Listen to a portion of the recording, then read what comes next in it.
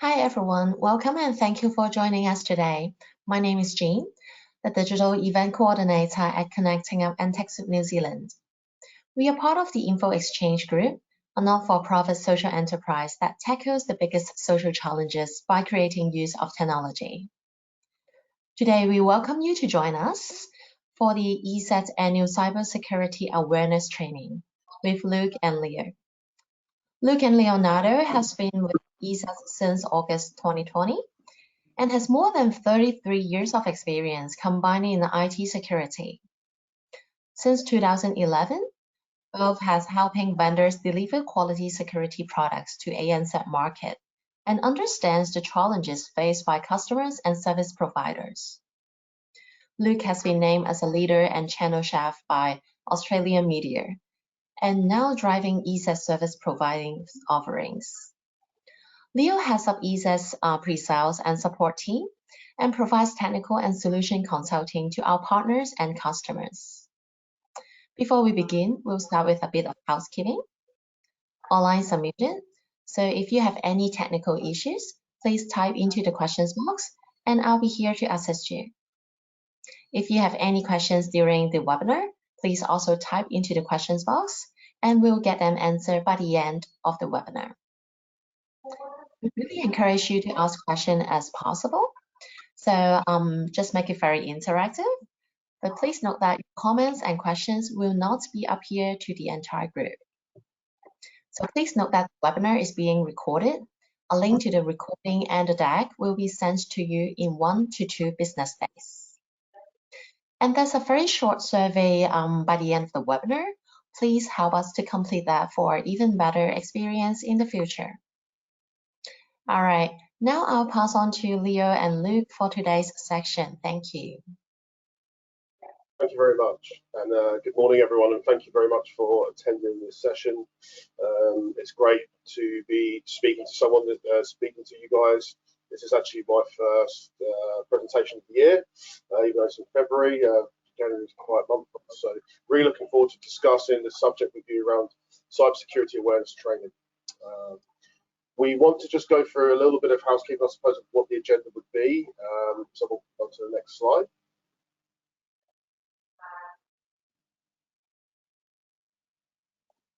Sorry, do you have a mic or something? Because there's some background noises. Is that better? Okay. Slightly. Is that better, guys? Yeah, much better now. Okay, cool. No worries. So, guys, I just want to go through the agenda. We want to really present to you guys today. This is an information gathering session for you guys to understand best practices, tips and tricks, how to avoid being compromised. Effectively, the world of cybersecurity is you have a bad guy and you have the good guys, hopefully being us on this call today. And it's always going to be a cat and mouse game of those guys trying to outdo you guys. So these tips and tricks are hopefully from industry experts, from ourselves at ESET. They'll help you guys understand the posture and the security postures to help protect you and users. So we're going through 4 main sections of this today. It's going to be threats overview. We will also be doing a password safety, web protection, and also finally email protection, which is actually something that's quite topical at the moment.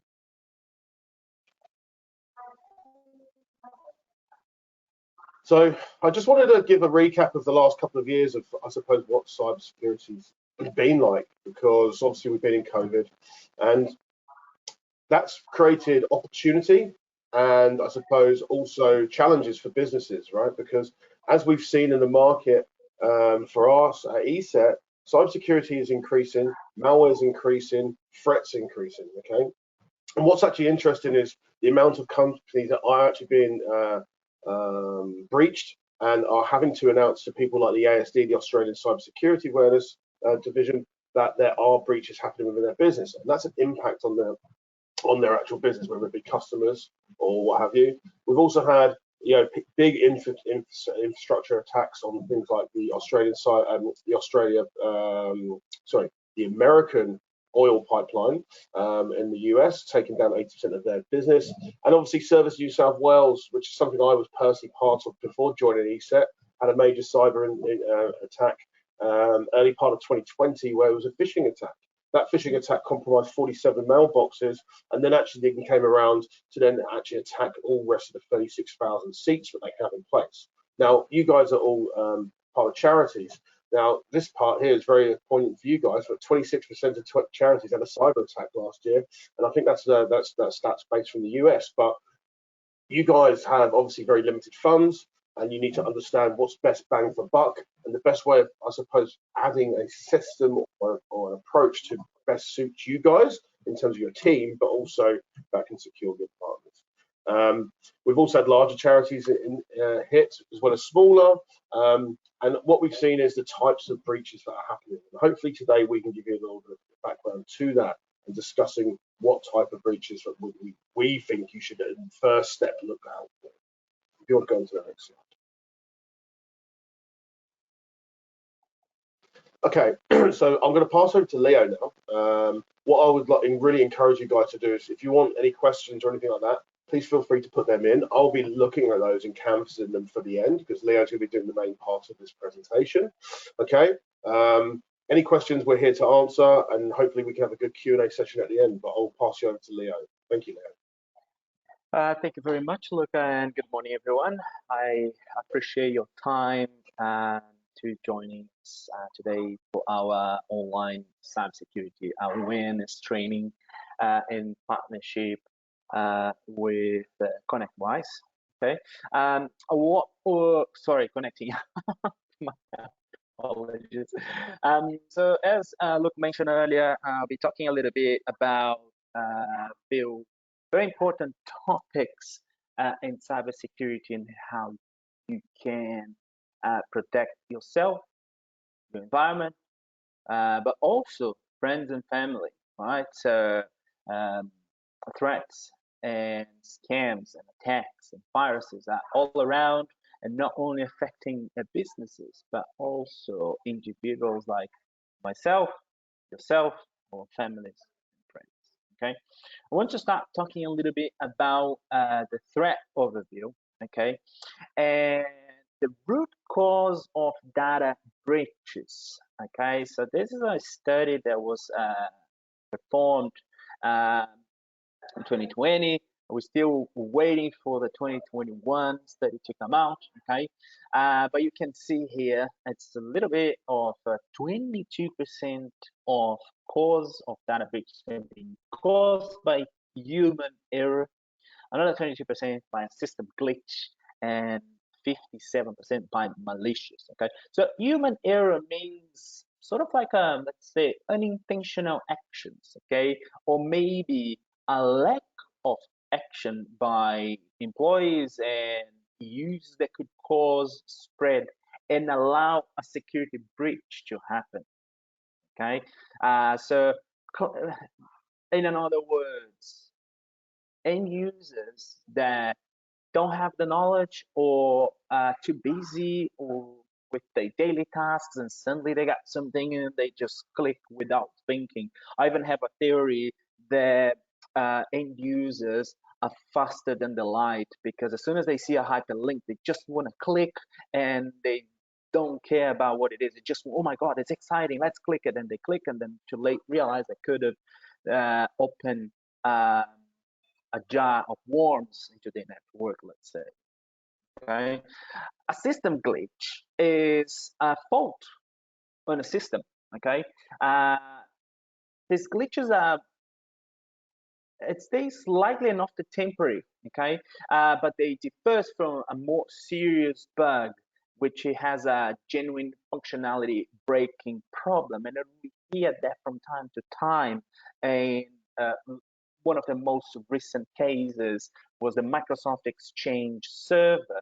For those that were hosting their mail on-prem, they were having, it was found a vulnerability, okay, that require customers that using that technology to update the mail service ASAP to avoid being attacked. Okay, so that also can qualify, it does qualify as a system glitch. I still hear quite often, and actually last week, someone that was having a gigantic problem, to then we realized that, hey, you haven't updated your Microsoft Exchange server. That's why you had such a serious problem. So also, that can be a mix of a system glitch with a human error when the IT team responsible for patching the server and making sure the server was up to date didn't do the job. Okay, a malicious breach could be caused by a target attack, but also with the data being leaked from an insider. What does that mean? Well, we have two components here. Okay, a target attack. As you know, or if you don't know, nowadays there is a lot of attacks of viruses that they are target to a specific organization or even to a specific industry. Okay, um, what they do, hackers, or well, so we call them the bad guys. They will identify, or they will get also paid to attack someone. They will study, they will spend like between 6 to a year, maybe even 2 years analyzing the company, the network, ways that they could infiltrate into this network, okay, and launch what we call a target attack, trying to get this network or this company systems down, okay. I also mentioned about a data leak from an insider, which could be someone that could be unhappy, someone that has an intention of causing damage for an organization and steal the data and sell out there or publish out there. You see quite often on the news data leaks being sold out in the dark web when people can buy this information, paying in cryptocurrency and having access to such information. Okay, so this is what qualify as malicious. Okay, so this is also how malicious breaches overview are happening. Okay, um, how these breaches happen. Okay, so we can see here that 59% of these breaches are happening with malware attacks, 18% with social engineer, 23% by hacking. Okay, let's break down a little bit of these three components as well. So social engineering is the term used for a broad range of malicious activities, okay, accomplished through human interactions, okay. The bad guys or the hackers, they use psychological manipulation to trick users into making security mistakes to give away the sensitive information such as a password. Okay, a hacking could be malicious activity of a bad guy trying to break through a network. Okay, and a malware, as you know, is most commonly known as a virus, but also could be happening through phishing email attacks. Okay, so you can see here that, as I mentioned, 59% of the breaches are caused by malware, and quite often you might hear people saying, we don't need antivirus. Antivirus is such a 90s thing. So please be careful. You do need a good and solid anti-malware in your network. But not only that, you also need education to your end users, okay, to avoid issues with social engineering, okay. Um, so this is a little bit about malware, phishing, and social engineering.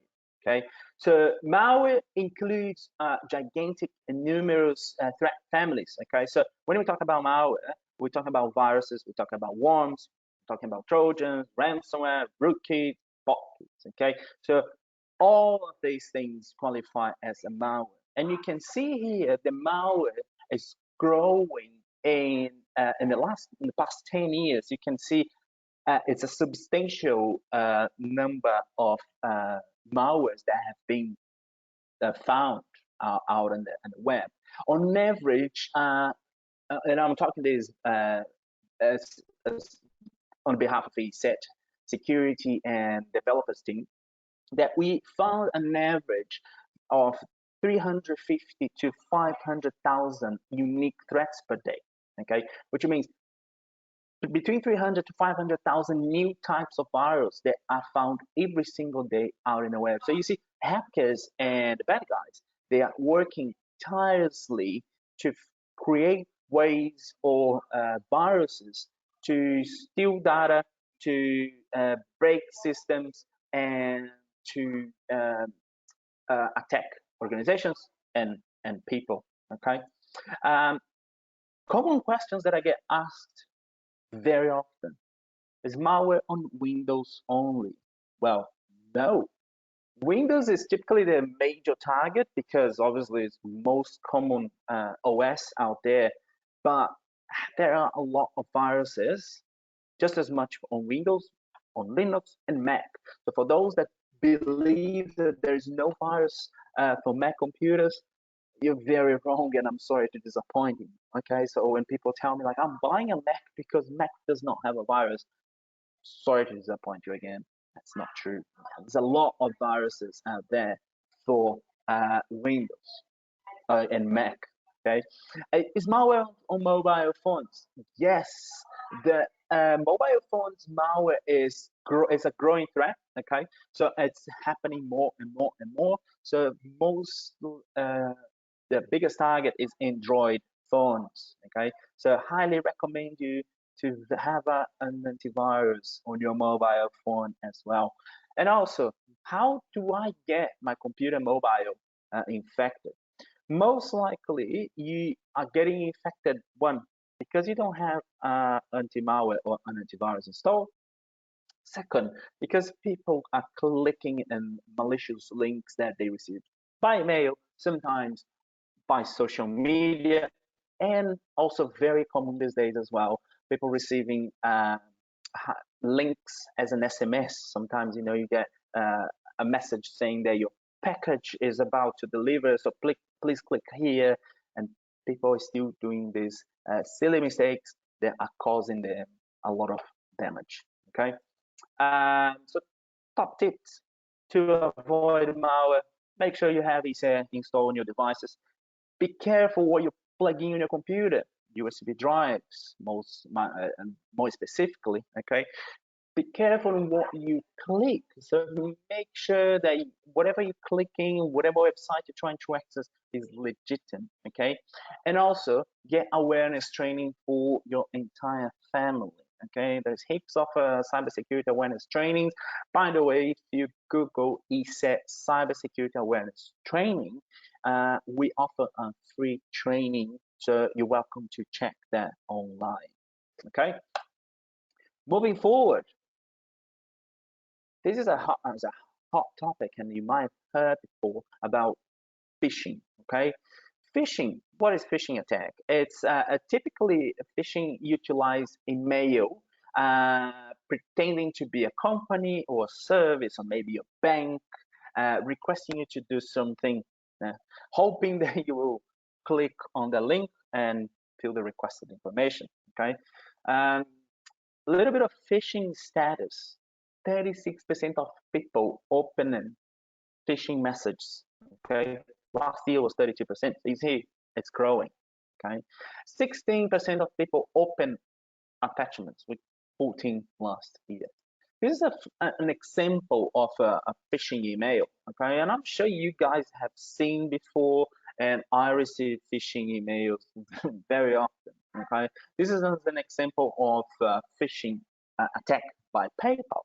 Okay, so if you use PayPal, imagine you receive this email, be like, oh, okay, all right, I've done something wrong. That's lucky, but be careful. Few things for you to note here. Okay, fantastic tip for you to avoid being attacked. First thing, check where the email is coming from. You can see this email address. Well, start with PayPal, but that's easy. But you see the domain, it looks very, very, very suspicious. So first flag here. Okay.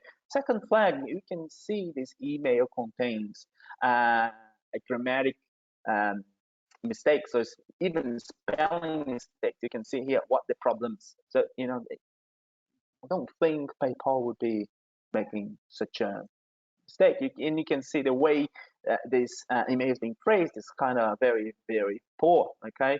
Also, what you can do is on the option that says login, if you point your mouse on the top of it, you should be able to see at the bar of your browser where this is going to.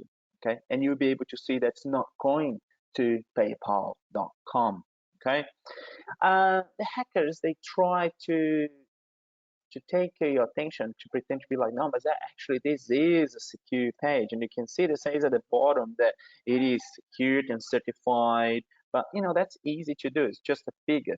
Okay, so it's very, very easy to create this page, just to bypass people and get still the information that they need. Okay, there is an estimative that Australians lost around 300 million last year on the spike of scamming activity. Okay, so every year there's more and more types of attacks, more and more phishing attacks coming through, and people are losing a lot of money. Some people are losing all their life savings on attacks like that could easily be avoided.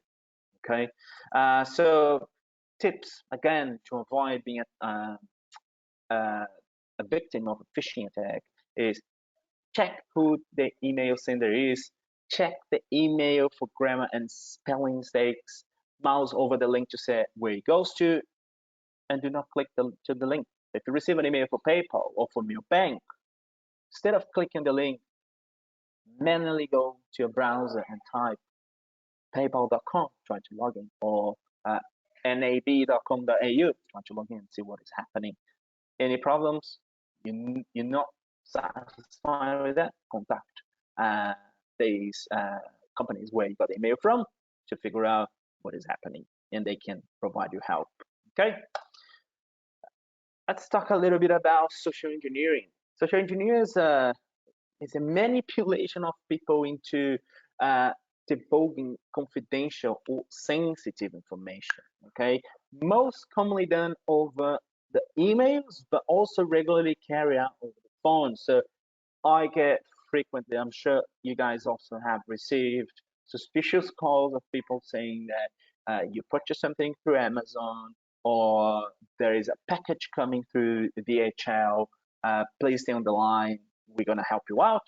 And then you get someone on the line that will ask you questions and will try to gain information about you, to steal your bank account details, your password, or they will try to log in your computer to launch a virus. So many, many, many things. Okay, mainly they do that to steal money.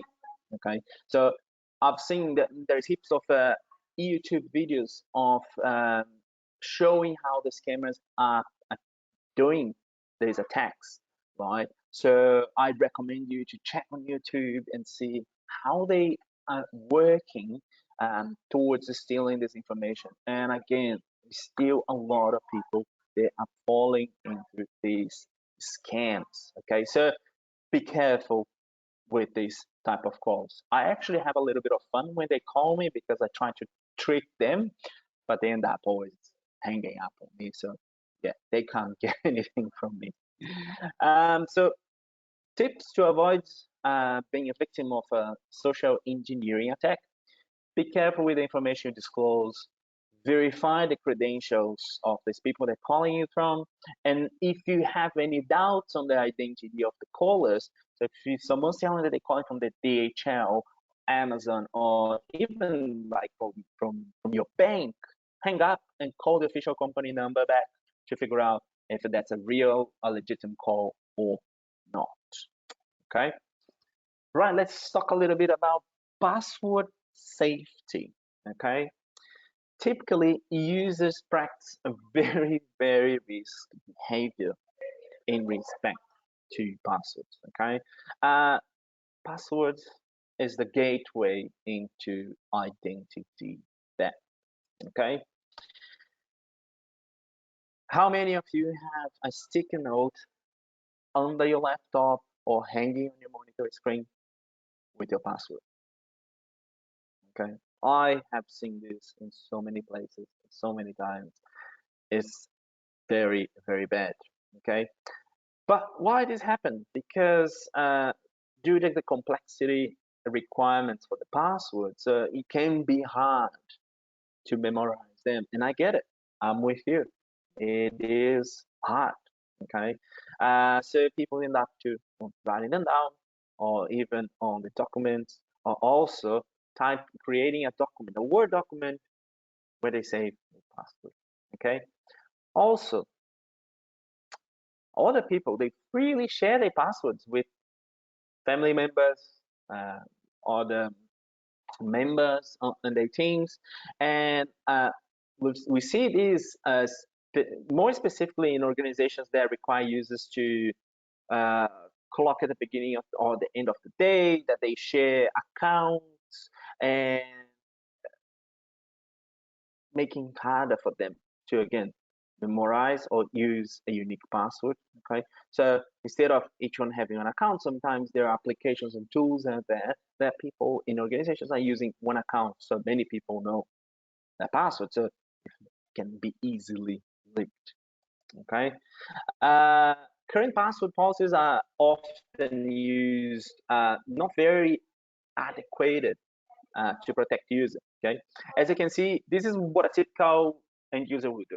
Okay, if a password requires 8 characters, they might choose something like, let's say, elephant. Okay, but if they go to another application website and now it requires a number, they're not going to think of a brand new unique password. What are they going to do? They're just going to be elephant one, and then this will continue as websites or tools require a symbol, a capital. So end users are reusing exactly the same password base, which is elephant. Okay. Um, this leads to current password policies that typically asking users to change every 90 days.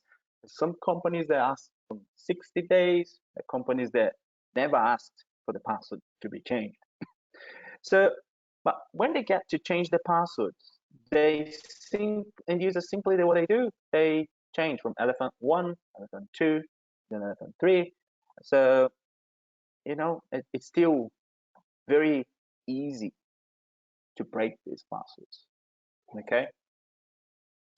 Uh, so when a data breach occurs and passwords could be stolen, it'd be very easy for any bad actor or hacker to figure out what your password could be and try to access different tools or applications that the end user might use to figure out what the password is. So if the password that was stolen was elephant and you went to a website that required 8 characters and one symbol, there's only 32 symbols in the keyboard. Okay. Therefore, all I need to do is type elephant and then try every symbol, and that can take about 5 minutes. Okay, so it could be very easy for someone to break through your account.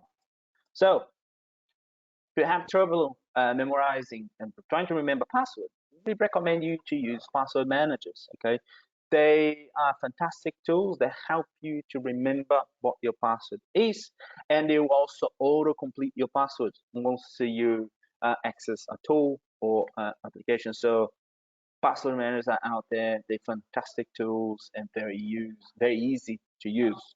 Okay, this is something very, very interesting. I recommend all of you to check if you haven't yet. Okay, there's this website called HaveIBM.com. This page currently checks 530 websites. Okay, uh, that goes from Facebook, banking pages, all social medias, and so on. And it can show and has found that has currently 100.2 billion compromised accounts.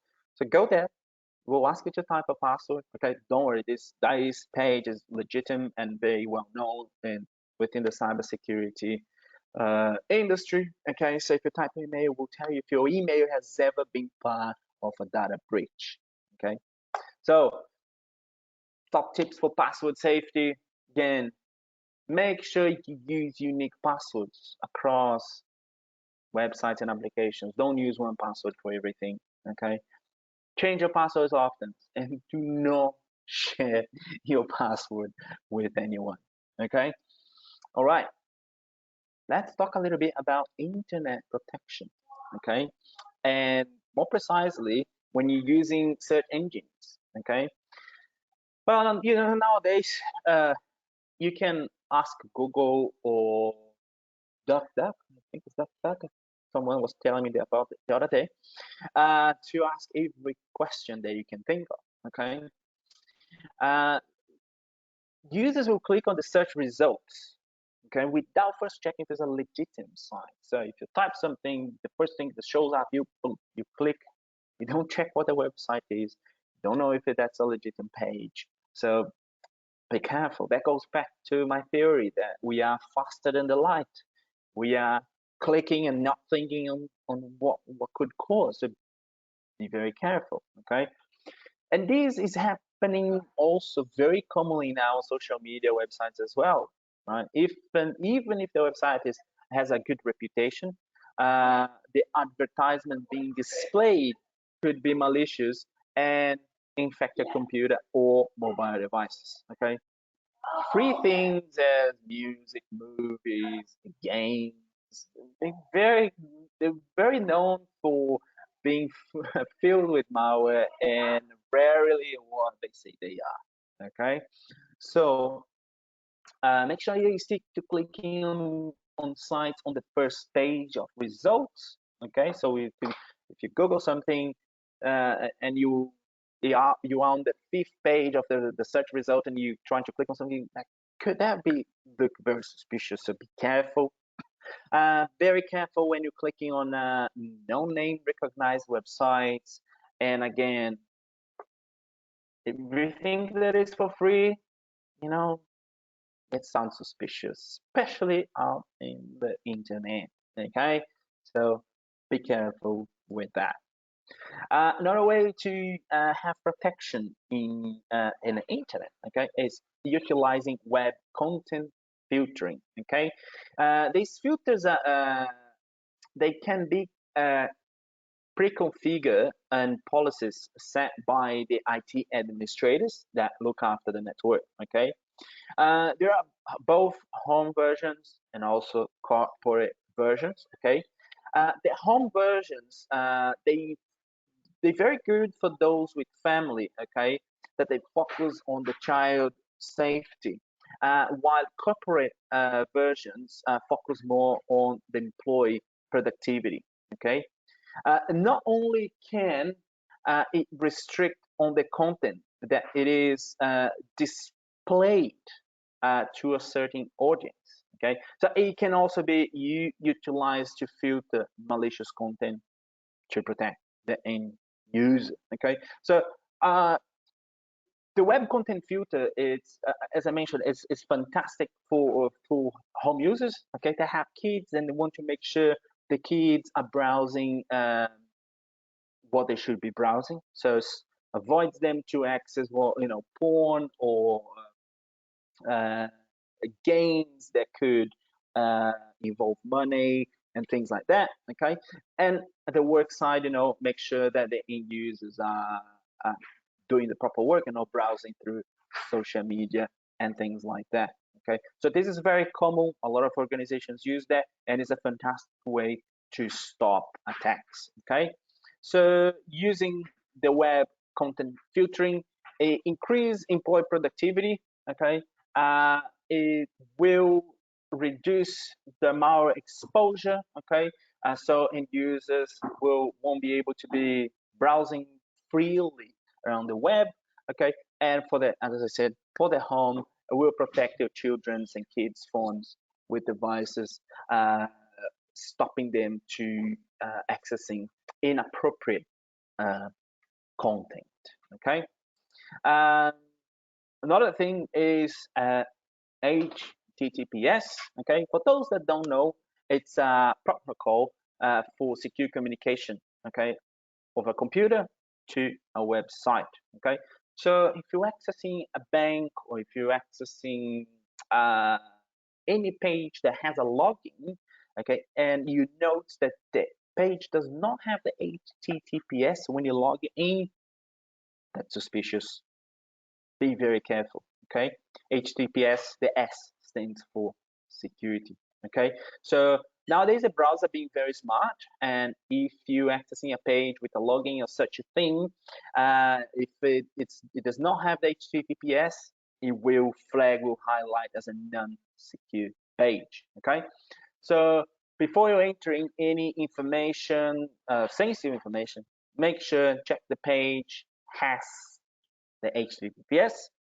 Okay, and make sure also there's the website has a good reputation before entering any credit card information. Okay, so don't just depend on the HTTPS indicator. Make sure whatever you browse, especially if you're doing shopping, that website has a reputation.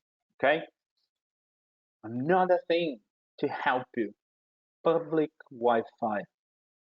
Who doesn't love a free public Wi-Fi when out on the airport or when out and about on the streets or on a cafe somewhere? Okay, so public Wi-Fi generally is a non-secure network that anyone can connect for free, right? So it can be hotels, again, coffee shops, and even here and there on the streets you can find some public Wi-Fi available. Okay, uh,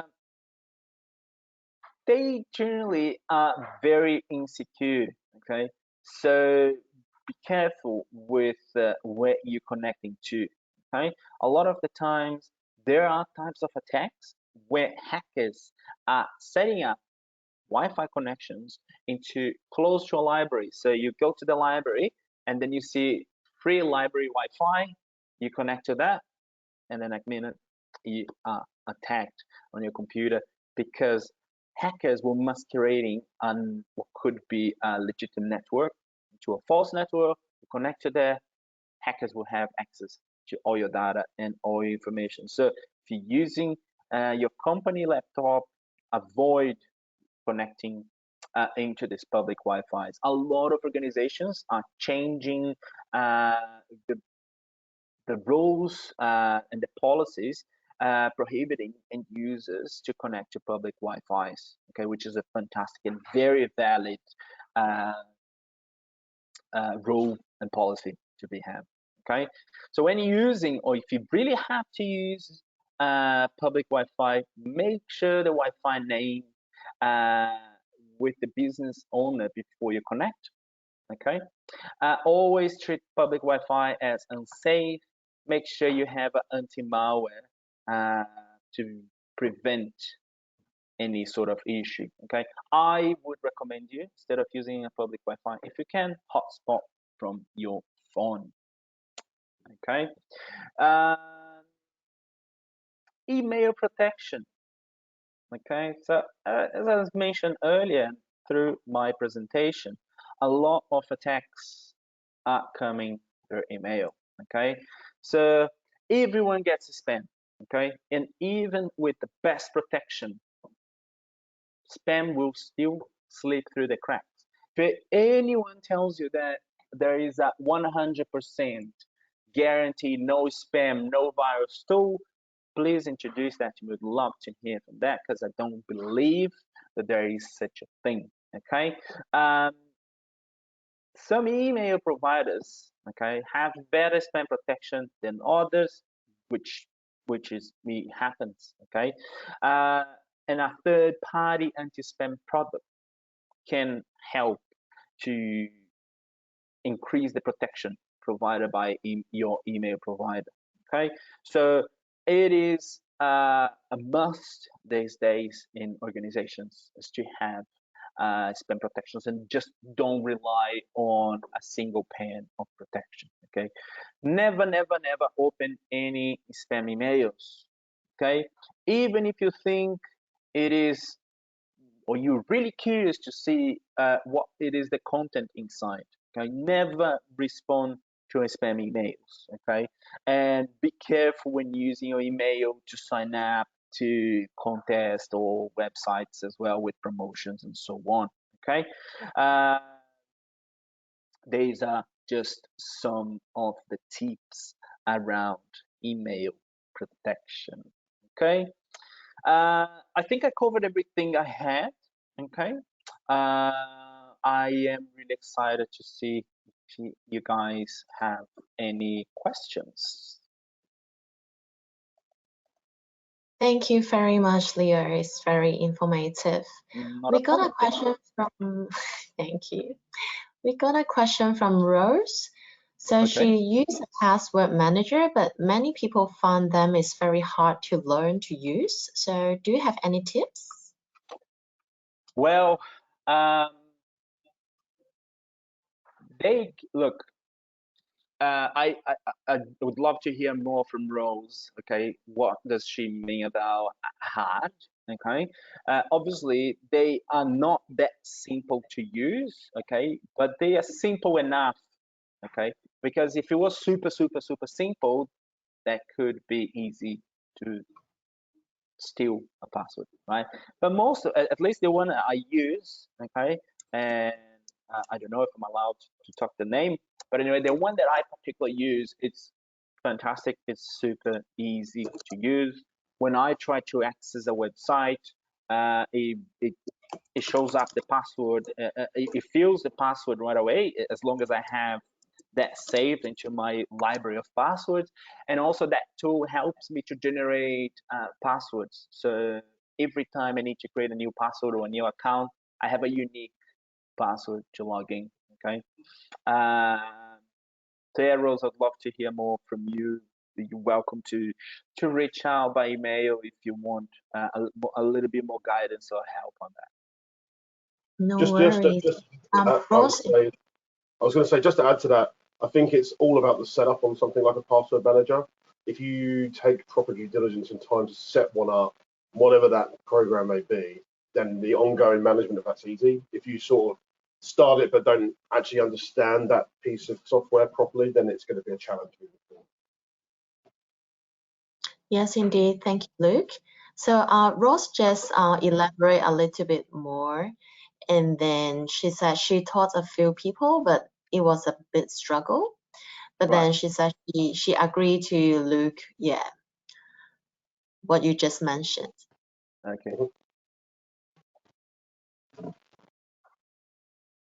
All right, so if you have any questions, everyone, please feel free to type into the questions box and we can get them answered right now.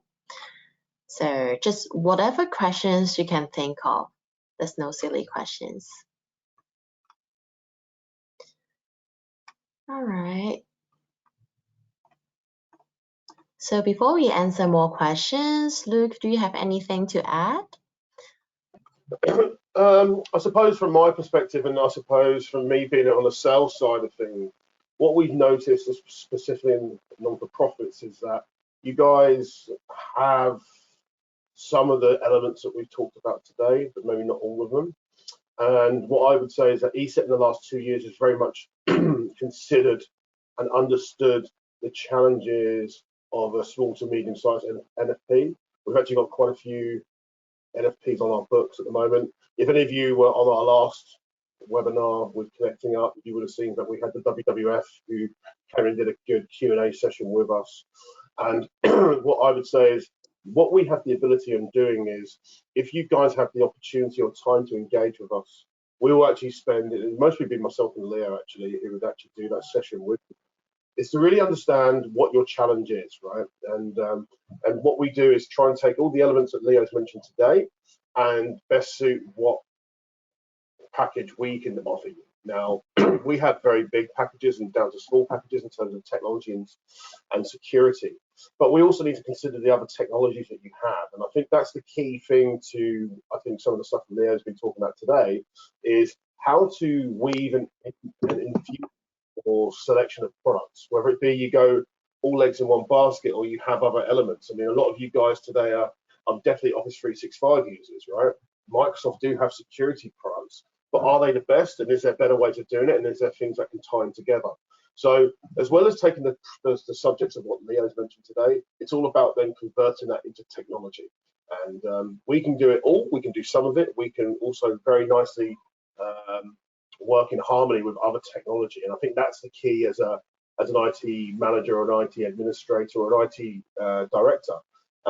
Also, the other thing is how that then scales up with your team, because you don't want a technology or solution stack that is very draining on your resource. And you guys, when I speak to NFP, generally have limited resource. So what I would recommend as well is taking that into consideration. And for me, it's I always talk about the 3 pillars when it comes to looking at security. There's the paranoia scale. You're not paranoid or completely paranoid with security. You've then got your team and how big your team is, and then you've got your budget. And then with those axes, you kind of move them across and you find a biting point. So starting with how secure you want to be, and then how big's your team. I mean, that means that you're not going to go and buy an enterprise grade product that's going to take all your budget up and take all your resource up. So it's trying to find that fine balance, but also not scrimping on security. So, that's the thing that I think ESET and we're really strong at. And like I said, NFPs is actually one of our biggest areas of success, especially here in Australia. So we would love to just sort of engage with you more and I suppose have this conversation in more detail. Thank you, Luke. Anything to add, Leo? I think what Luke said is it's fantastic, and one of the things is what he said about not relying on a single layer, which happens quite frequently, and we see that a lot on customers. They're relying on a single thing for their protection. We quite often compare security of the network and against attacks and viruses, just like the protection that you have in your house.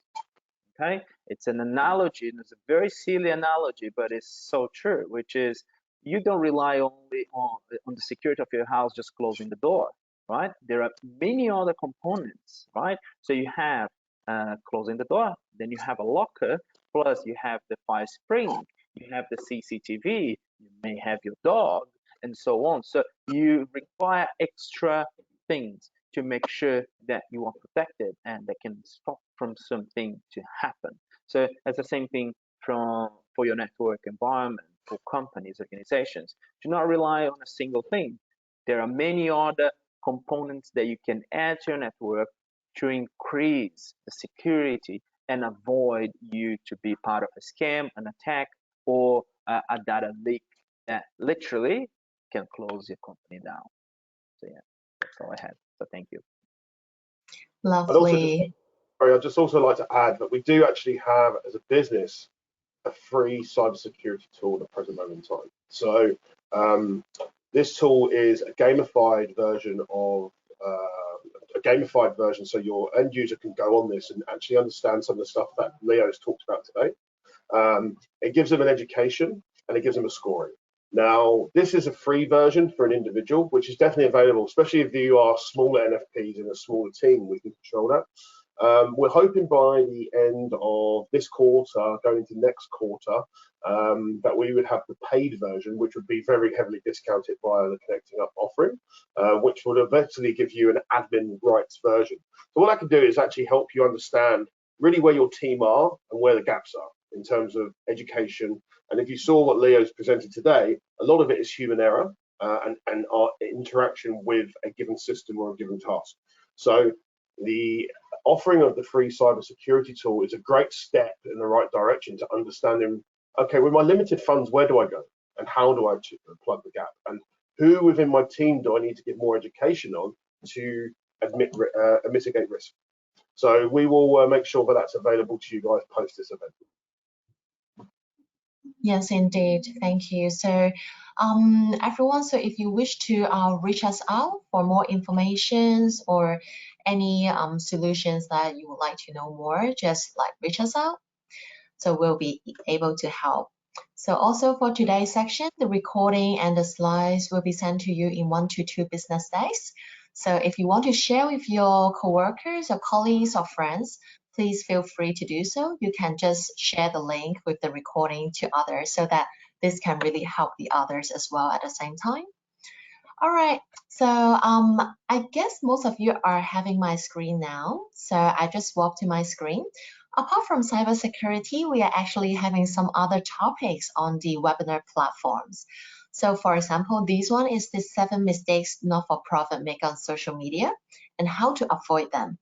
We have a really great speakers, Alicia Hancock from Hancock Creative.